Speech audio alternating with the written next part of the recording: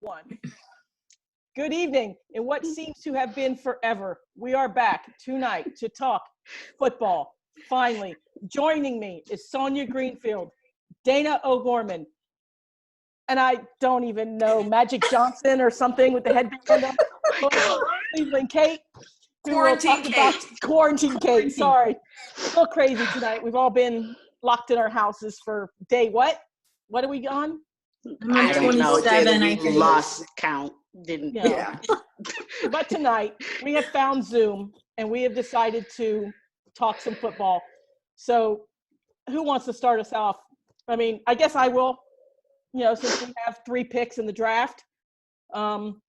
We asked some questions tonight, or today, shall I say, on Twitter for some questions and answers. I answered one a little prematurely, but I can answer it again. She jumped on it a little too much. A little bit too much. I hate when that happens. Excited, ready to talk about football. So, what was the question? So the question he asked you, that you decided to completely jump on way too quickly. All right, here. So let me read it to you. So This is from our good friend Graham. He spins up. Says 5 and 11. Sorry. Next New Year. It's a New Year, Graham. So he says, you're the Dolphins front office. Do you trade up to number 1 and get Burrow? Do you trade up to number 2, 3, or 4 to make sure you get Tua? Or do you keep all picks and stay at number 5 and see who's left? What I said was, I'm going to stay at 5. I am taking Jordan Love. He's been my QB1 forever. I am. Yes, I love it. I do. Shocking, right?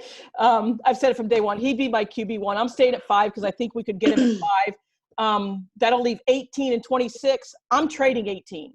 I think you can get some good value at 18. So I'm either going to try to pick up a first next year and some second and thirds, because it's going to take me a first and either a couple seconds and third to move out of that spot 18. I'd stay at 26 unless I got another great trade back. Possible second, third, possible another first next year. So, because I'm all about building through the draft. So, I would just stockpile draft picks, and see what I would get for the second 2. I kind of agree with you. Well, I don't know. When it comes to Tua, if you think Brian Flores thinks that's his guy, come hell or high water, because that's what we've all heard, which means nothing, because we all have been hearing a lot. But if you think that's it, do you use that 26th pick to move up to make sure you get him? I don't think you have to at 5. I really don't. I think that you can hold on to that 5th pick, but I completely agree, Lisa. I think the Dolphins have to get rid of at least one of their first-round picks and stockpile it backwards. Get that second, third, 4th rounds, get in the middle of the draft, and get some really good solid depth. Right. And I think there's going to be a surprise. I think somebody's going to come up. Why? Why not take 3 guys in the first round? You guys have plenty of holes that need filled, and there's plenty of first-round talent out there. Why not take 3 guys? Because I think this draft is so deep that I think there's first-round talent well into the second and third rounds. Oh, for sure. So to me, I'm stockpiling. I'm gonna take as much as I can get and go with it. I'm gonna build this team for the next 5 years. That's my plan. I'm going 5 years out. I need linemen, I need cornerbacks, I need a quarterback, I need a running back, Yeah, I like that idea. Don't, there are holes to fill, but that's just now. I mean, like you said, Lisa, you got to build to the future and figure out, what that's going to look like. And if you blow all your first round, if you use them now, I mean, you're going to be fine, but still just, let's think about the future. Let's use some of that. Let's get some leverage. Why not? Yeah, that's what we do here in Cleveland. We we make crappy first round picks, and then we trade away all our picks for future picks, and you can see how well that's worked for us. Seriously, but that's Cleveland, though. It is, because we're just the norm. Oh, don't even get me started. What I'm curious about, and what this question made me think about, and I want to know what you ladies think, is I think the Dolphins are going to want Tua, and they're going to be able to get him at 5. Do you think that this whole quarantine situation and this lack of sports and this lack of, they're not doing pro days, they're not doing any of this, Does this mean that less people are going to be willing to take a chance on Tua because he didn't really get to show himself? He wasn't doing any of the drills at the combine because he wasn't completely medically cleared for any of that stuff yet. I feel like this whole draft will be a lot less of the trading and the movement that we've seen in the past, because I don't know if these scouts have had an opportunity to really fall in love with someone that they want to jump up and get, other than what they saw, what they can see on film and what they saw at the combine. It's a good point. You know, I think, and we are going to talk about the way this draft is going to be situated because it's so different anyway. We're going to talk about that here in just a second. But I think that does play into a little bit of the trading and moving and shifting and saying, that's our guy. Like, I get that no one else has heard of, you know, Jim down the corner on the corner, but we love him because we saw him, you know? And so I think you're right. I think that there's going to be a little more guesswork with the scouts. At the same time, from what I'm reading, people really, those in the know, as we all know, they, you know, they seem to think that the scouts already had a really strong idea of who they liked, what they wanted. It was going to be maybe the later round guys that are more questionable because they didn't quite get to see enough of them. But I think, to be quite honest with you, I would be surprised if the teams in the top 10, the first 10 picks, don't already know exactly who they're going after. I mean, that it would be illogical to not know that at this point.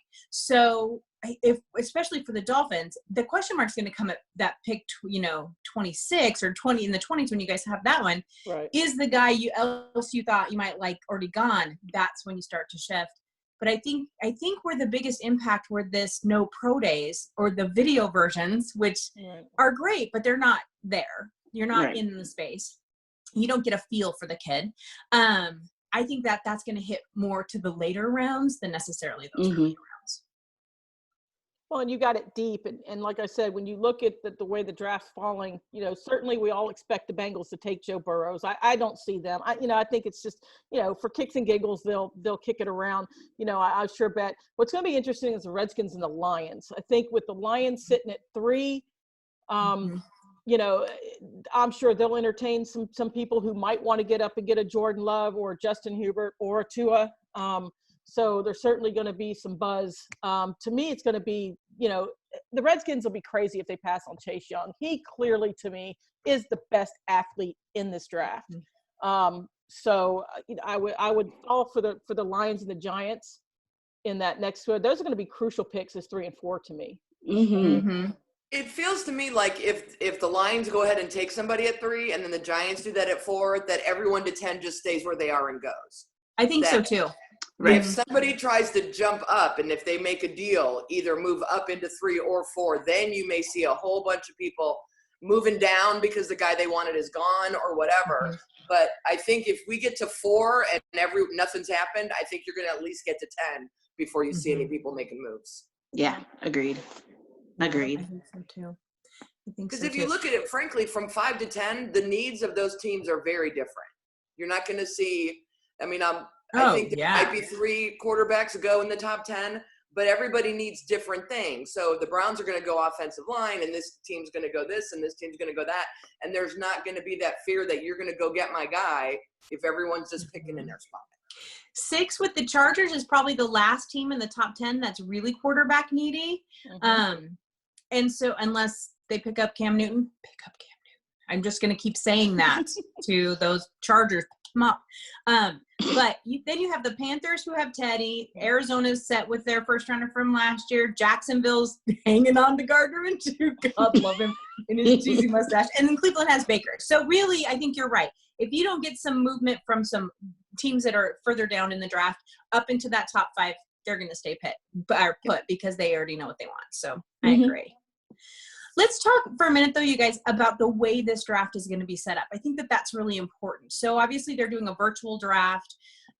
Stories are coming out where teams are having complete meltdowns because of the security risk and this, and no one can be in the same room and like all of these sort of things. Oh, we lost Jason. And so they're like, you know, all these, and then you hear other people are like, oh, we're set up. We already know exactly how we're going to do this. We're good to go. I think it's going to be fascinating, but I'm kind of excited because, to be honest with you, my favorite part of the draft are the home videos. The kid who's on his phone with his coach, sitting on his couch with his family and his friends around them, and they all freak out. We're going to get that for every player now. And I love that. I think that that's amazing. So although I understand the apprehension of the security issues, I think this could be a lot of fun. I think The so too. NFL, Yeah, I definitely. got an email from the NFL today. 58 of the prospects are confirmed that they will have cameras at their place, wherever they are, filming their reaction when they get drafted. I love that. Tua is not on the list. Really? Interessant. I don't think. I'm hang on, looking. it went down to 29. I think there's 58, you said? There's Mhm. 58. Like they went in alphabetical order. I stopped at So he's 29. So he's Oh, gonna he be is. down. Okay, lower. okay, he's I down. can't Okay. imagine. Okay. Yeah, my God. bad. And I mean, what do you guys think? I mean, I will tell you, I will take this over whatever the hell they were planning in Vegas with the ridiculousness of the lake and all With that the BS. boat. I wanted to drive the boat. Really? I'm on a boat. Crack the damn boat. I can't think of a single nice thing to say about the idea of putting the draft picks on a boat and ferrying them over No, to their no. new team owner. There's Yeah, just no good exactly. way to talk about that entire thing. It was a hot No. mess. This is going to be hot fun. mess. It was a Mhm. hot mess. This is going to be fun and it's going to be interesting. And I think it could be just a look at how they might even do it in the future. I mean, because Lord only knows what's going to happen with this whole thing. And, Okay, but not 2021 because it's in Cleveland that year, and not 23 I think because it's in Kansas City. So yeah, but other Yeah. than that, no, I'm good. So other than that, good I with think it. that it would be Other than good that, we're to fine. do A that. 2-year hiatus. So, hiatus yeah, from this yeah, virus. I think Now, if the so. teams were smart, they'd be running a pay-per-view so that fans could pay to see the cameras in the team rooms. Yeah, but we don't know how. Why the team- don't we think how of are we these going to things have the fast team? enough to sell the idea? Yeah, but we God. don't know how the team rooms are going to be set up. You can only have But- so many people. But they're not so, team Right. rooms. That's just it. They're not going to be team rooms. They can't be in each other's spaces. Exactly. And so they are like, They're going to be on the Zoom meeting, and Right. for $19.95, you can be invited to the Zoom meeting and put on permanent mute and watch what goes on. right. It would be, although I think one thing to your point though, Sonia, I don't think that they would do that. I don't think the NFL would do that because it doesn't make them money. They can't sell tickets to it. And so I think that that's the whole point. Plus, I really enjoy being able to go to the draft, and I get why people, they want to walk across the stage. Those players want to, God help them, hug Roger Goodell. You know what I mean? Because it's I think official. that And is- you got that's to gonna be boo important. Roger Goodell. Because that's I know. just Are we what all you going to do. boo him on social media when it starts? How are we going to do that? Are we all going to do Yeah. like a big round of boos? Mhm. Yeah. Wouldn't be I right did if read you on did Twitter, it. someone wrote, that'll be the best part of this draft is we won't have to listen to people booing Roger Goodell. And I'm like, oh, No, but I we are. kind of like that part of the draft. I do too. So do you guys think there'll be any security issues? I think there could be. I I do. don't know. But how though? Because I mean, obviously, like you said, let's go to the first round. We kind of already know. Hopefully, you have your board set. I mean, if you're one of these teams, Mhm. maybe you got a couple players. Like, if you're picking, let's go to 10 on. Mhm. If somebody drops, which it always happens, there's always a surprise. So that player that was projected to go in the top 5 will start to drop.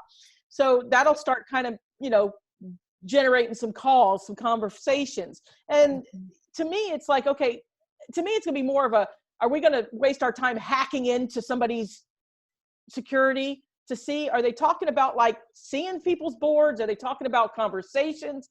I'm kind of trying to figure it out, because to me, if I'm the GM, I kind of already know who I'm going first. If I'm in the top 10, I kind of already know, all right, here's my scenarios. All my people are going to know, Mhm. Well, how are they Yeah. even making their picks? I think they're calling them in. They're putting it in the chat. In the chat In the part. chat. There's no way. There's no way. They should have to. So The what you can official do, account for the team should have to tweet their pick, so that way Adam Schefter Twitter and would love all of that. these guys don't get to tell me who the pick is in before my delay on my TV shows it to me. The team should announce their picks on Twitter. Yeah. or are they worried about like somebody hacking in and picking somebody? where the Yeah. team didn't pick them. I think say, they say probably the Dolphins pick could. Jordan Love and somebody goes, oh no, I want Tua. And they put Tua, you know?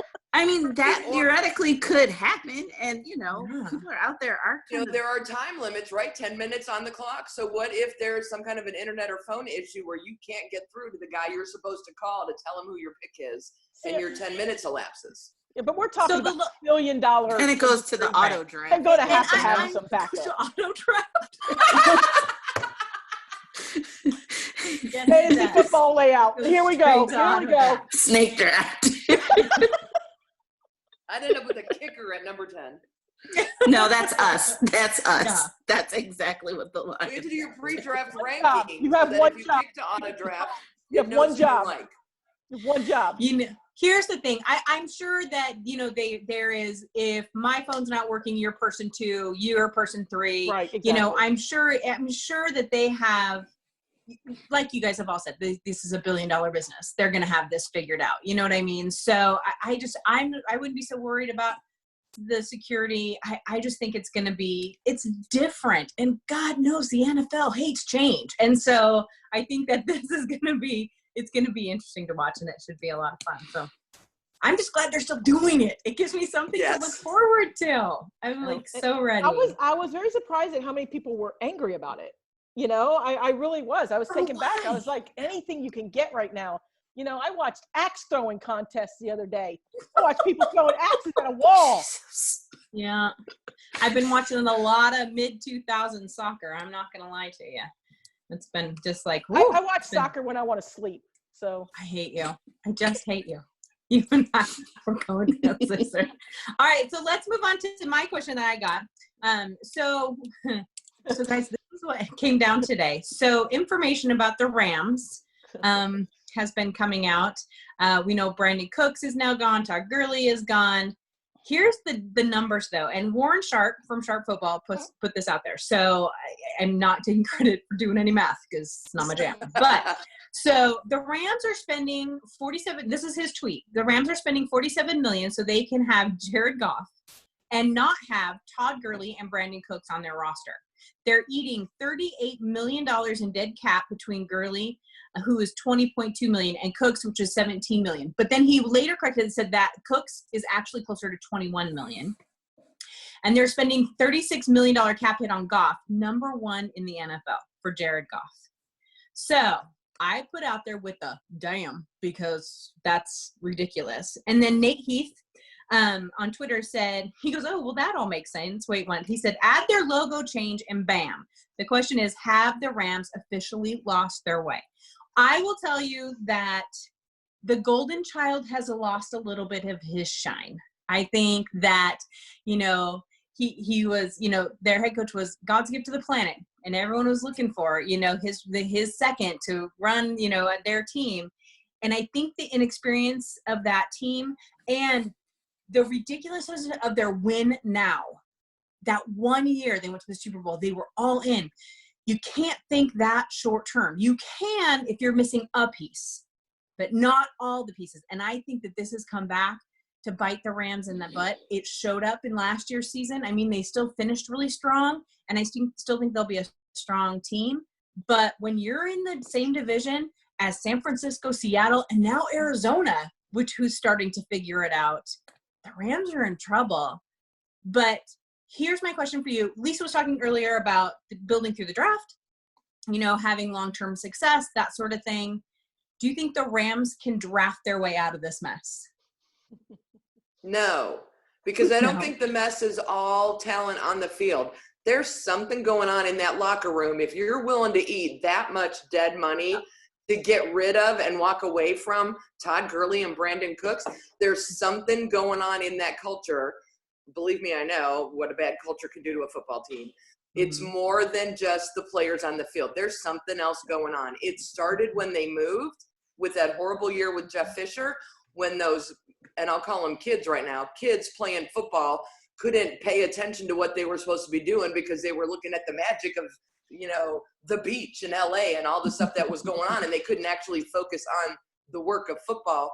And I think that's where McVay doesn't have the experience he needed to have to really handle the discipline and the focus and to keep them on point with the football. And you're not going to fix that through the draft. They need to fix that in the locker room. Well, and another thing But is the new uniforms will go a long way to helping, I'm sure. and you're not going to draft through the draft when you only have 6 picks.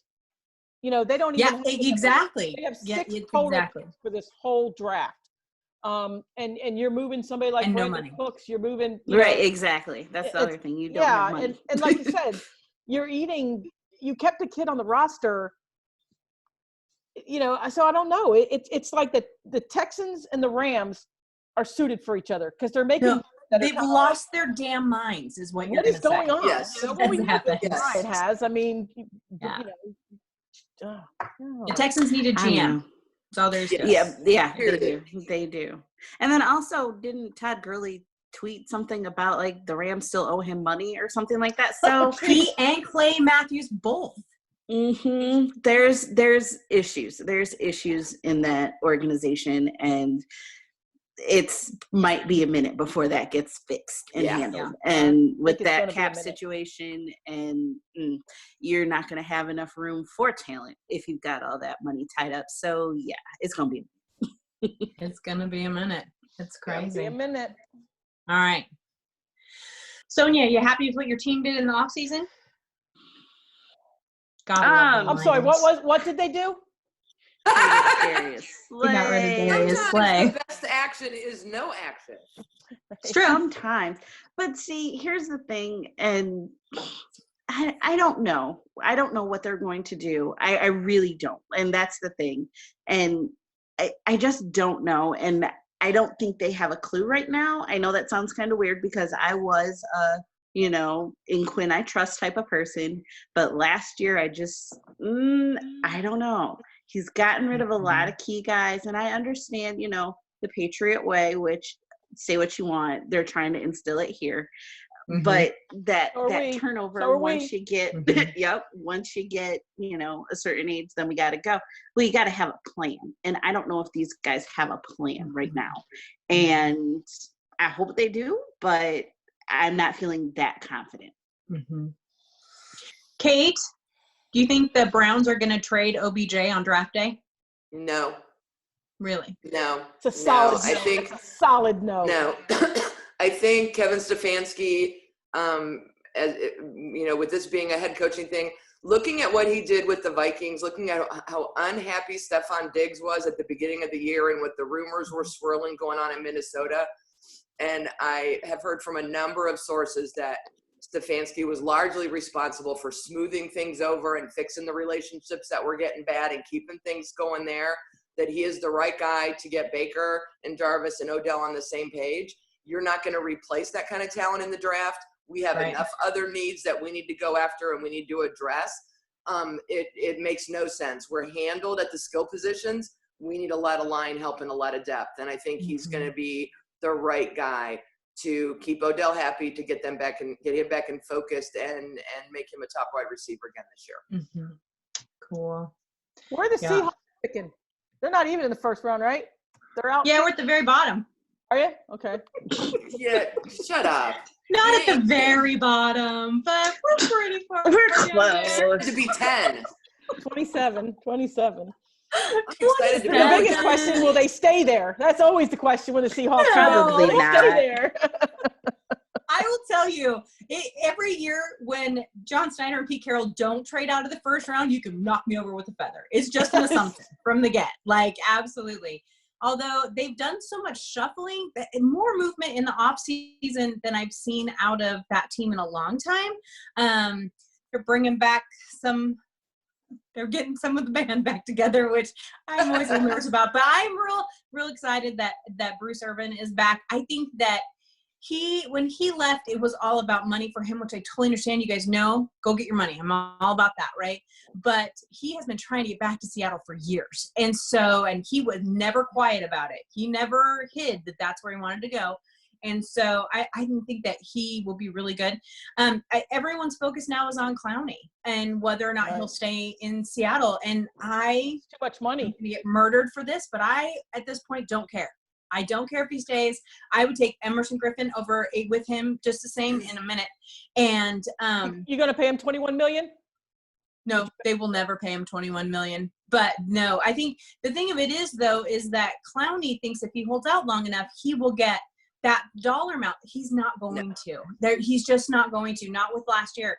I mean, he had 3 sacks last year. Come on, you know. And I think he's a disruptor. Woefully underwhelming for the last couple seasons. He's just been very underwhelming.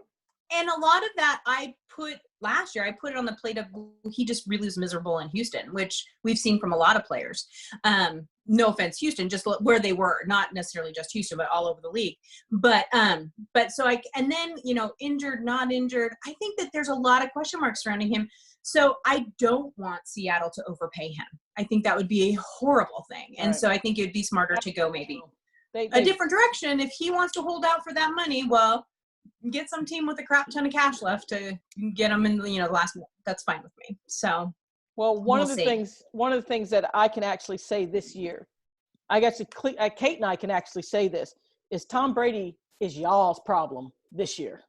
Watch Tom Brady deal with the NFC. That's all I have to say. That's fine. I thought about that too. I was that ball's Whoever thought now. you'd be saying all roads to playoffs go through Tampa Bay.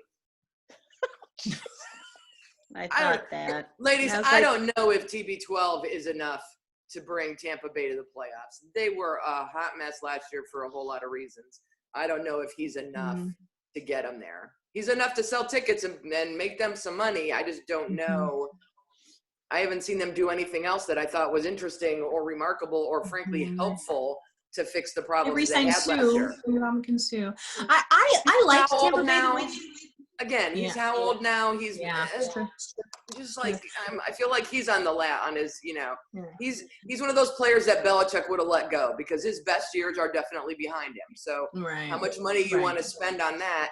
You know, the problems in Tampa last year weren't all Jameis Winston. So you bring in TB and you don't have to worry about Jameis, but how are you going to fix? You know, their defense was atrocious, absolutely atrocious. And they have crazy talent.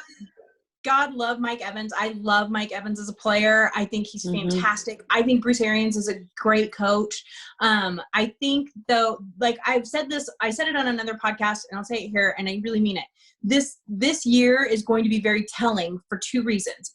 We're going to get to see if Tom Brady's Tom Brady without Belichick, and we get to see if Belichick is Belichick without Tom Brady.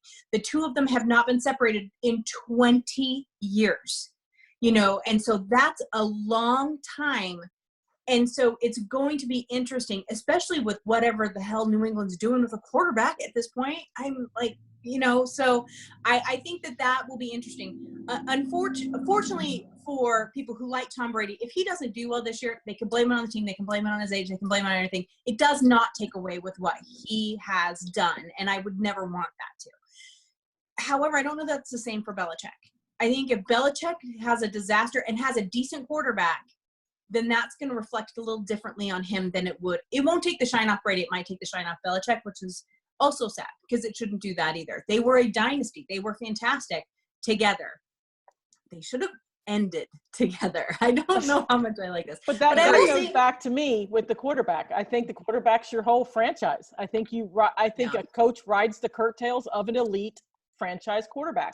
Well, you're going to find that out this year. Exactly. And I'm excited about that because, you know, like I said, I do think, like you said, they were, you know, they're like peanut butter and jelly together, you know, so it's going to be, you know, interesting, like you said, to see them separated and see exactly where the talent was. But I mean, we've seen it years in Denver with Elway, you know, Super Bowl, and then he leaves and, you know, you have coaching changes. Exactly. So, you know, who's curtailed who? Yeah, Brett Favre. I mean, so, you know, when you lose that franchise quarterback, you know, you go through that change. But the Patriots got something up their sleeve, so I can't. I'm not looking. See, I'm talking. I'm so proud. Oh, you brought up Elway. Why do we have to talk about Elway? You drove me to drink. Oh my God. I'm driving her to drink. I'm driving her to drink. No, I think 7. Like it was yesterday. I remember it. But here's the thing: that one of the things that Belichick has going for him, and one of the things that's part of his legacy is when we all talk about the Patriots, they don't rebuild, they reload. that That's he true. knows how to get rid of a player when he's gotten the most out of them, and he gets rid of Mhm. them before they waste big money on and this, that, and the other. So if he's only, he plug and plays, you never know. And from a fantasy football perspective, used to make me crazy because I'd play Edelman and then Gronk would have a good day. I'd play James White and someone else would run the ball. Whitehead would run. I mean, it was just, there were so many different configurations that because he had so much depth and he had such an overall team that was steeped in this philosophy and his coaching ways and his program and his schemes and everything, that you can plug and play at any position. It'll be very interesting to see how he plugs in someone new at the quarterback position. I expect them to get at least 9 wins this year, if not 10, and still make the playoffs, regardless of who he puts in under center, because he's got enough everywhere else. So, but I agree with that. Lisa. This will tell you everything about whether or not Bill Belichick is as good a coach as we thought on what this team does this year. Yeah, but you I can agree. say the same thing with Tampa, because look at Tampa Bay and Bruce Arians right now. Bring a young quarterback in behind him. I mean, Yeah. what could you lose? You'll have a year of Tom Brady teaching another quarterback, elevating everybody around him on that roster. But you think he'll teach him? Because I never got that impression with Garoppolo and Jacoby Brissett that they had to that learn Tom Brady was some something from mentor. him. You're in a quarterback room. You got to learn something. I mean, Well, you're- that's fair, but yeah. I think he taught them something. I don't think he, told them everything, but I think he He did. didn't take I him mean, under you're his not wing. going to train somebody to take your job. Right. I mean, come Exactly. on, Exactly. Fair. But exactly. Yeah. here's your clipboard. Watch and learn, kid. You know what? I don't like to remember a lot from the Hugh Jackson years, but we all saw it in one of the episodes when the Browns were on HBO's Hard Knocks, when he said something to Baker about, what time did you get here? And what time did Tyrod Taylor get here? Mhm. Just Yeah. pointing out to him, you need to pay attention to what that veteran quarterback is doing. He doesn't need to mentor you. He doesn't need to hold your hand and teach you. You need to watch his work ethic and see what he's doing to figure it out. The Buccaneers are picking at 14. There are still going to be a couple nice quarterback prospects at 14. It might behoove them to take one, a Fromm or a Hebert or somebody that they can get there that can then knows he's not going to play, no pressure, learn the NFL, learn how to work out, learn what you need to do. Shut your mouth, open your eyes, and watch Tom Brady for a year. And if he's smart enough to do it, it would be a really smart move for them, for the team's future going forward, because they can get a really nice quality quarterback at 14. Definitely, if they go that route. Right, but who plays for the Patriots? It's driving me crazy. They spent Or a lot maybe of Cam time- Newton. Bump up. Cam Newton's still looking for a job. Cam Newton, or Hey, what with if they Belichick do in the that same room? surprise? Come on. What if they do a surprise and trade up? That's what I think, too. That's That what was I brought think. up on Twitter. What Have if they there are ever surprise moved up jumps? in the history of the draft? I know, but what if there are surprises? What if they hop up and take Tua from Miami? Yep. I think I think it could happen. Flores, and I mean, come on, it could happen. Your two spots would be your Lions or your Giants. Those would be your two spots. I just don't know. And I could totally see the Lions because they the had a Giants aren't gonna relationship. win a deal. They're too close to home, but I could see the Lions wanting something and the Patriots giving it to them to go 3. Totally. Totally. That would be I mean, I don't think it'll happen, but I would not be surprised in the least if it did. It'd be so fun. Lisa, how are we doing on time? I don't know. We're close. We are. We have to be. We have to be All close. right. We should probably wrap it up then. Kate, yeah, We because should. Kate's still upright. So I think we're still positive. I was about to say yes. Let's go before she tips over I think and we're done. good. We're positive. We're in the positive. We're good. Oh, All you right, had to well, bring thanks up everyone Elway. for You had to listening. bring up Elway. We'll be back after the draft, we promise. All right, bye everybody. Peace out, everybody. See ya. Bye. Bye.